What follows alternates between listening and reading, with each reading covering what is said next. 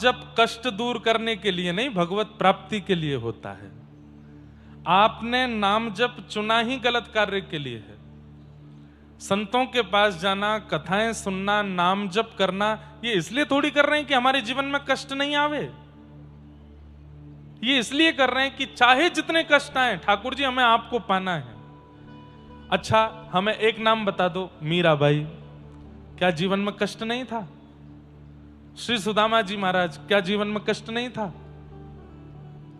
गौरोबा काका आपके महाराष्ट्र के, क्या जीवन में कष्ट नहीं था? जनाबाई, क्या जीवन में कष्ट नहीं था? संत श्री तुकाराम जी महाराज, उनकी पत्नी ही विपरीत थी उनसे।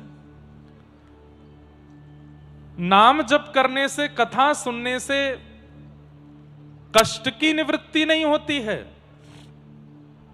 यह संसार दुखालय है। भागवत में लिखा है दुखालयम शाश्वतम, और दुखालय में दुख ही मिलता है।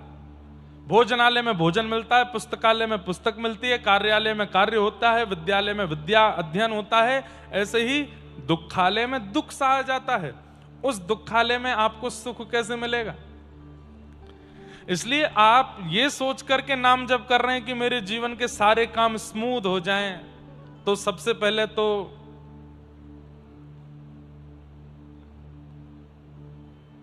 भारत के, विदेश के, अमेरिका के राष्ट्रपति को नाम जप शुरू कर देना चाहिए।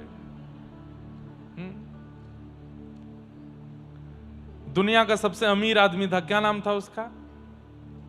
Bill Gates. उसको नाम जप करना चाहिए था, राधा राधा राधा राधा राधा। सारे काम स्मूथ होते। मार्क जकरबर्ग, फेसबुक का स्वामी, उसको नाम जप कर लेना चाहिए था। आज धनवान वही है, सुखी वही है जो नाम जप छोड़ के संसार के परिपूर्ण रूप में पड़ा है। लेकिन आप यदि ये सोच रहे हैं कि नाम जप से जीवन में सुख आ जाएगा, नहीं, ये कर्म बंधन है। ये तो जैसे है वैसे आएगा। आप नाम जप की स्थिति ठाकुर जी की प्राप्ति के लिए करिए, अपने जीवन को स्मूथ बनाने के लिए नहीं। मैं कथा करता हूं, व्यास मंच पर बैठता हूं, हमारे गोविंद काका कथा करते हैं, लेकिन क्या कथा करने से हमारे जीवन में केवल सुख ही है? ना, हमारे जीवन में बड़े कष्ट आते हैं, बड़ी विपत्ति आती है, बड़ी आपत्ति आती है। यह तो संसार का नियम है। यहां सबको भोगना पड़ता है, कोई नहीं बचता इन कष्टों से।